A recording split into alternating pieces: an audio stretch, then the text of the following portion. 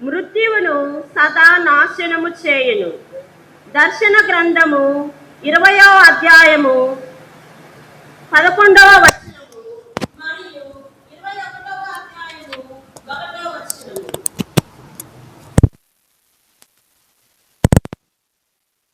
సింహాసనమును దానిపైన ఆసీనుడైన ఒక వ్యక్తిని నేను కనుగొంటిని.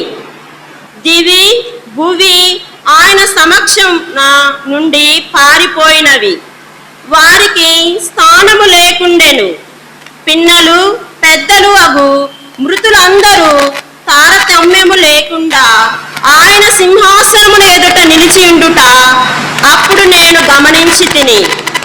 గ్రంథములు విప్పబడెను. అంత సజీవుల గ్రంథమును మరి ఒక గ్రంథము తెరవబడెను.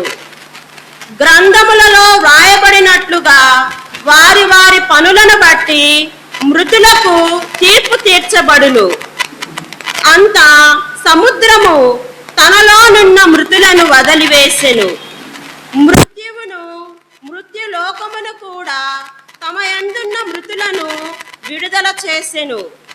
అందరకు వారి వారి పనులను బట్టియే తీర్పు చెప్పబడెను. అంతటా మృత్యువును మృత్యులోకమును అగ్నిగుండములోనికి నెట్టబడెను. ఈ అగ్నిగుండమే ద్వితీయ మృత్యువు.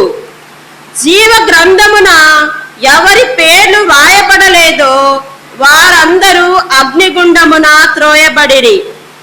అంతట నేను ఒక క్రొత్త దివిని క్రొత్త భువిని చూచి తిని.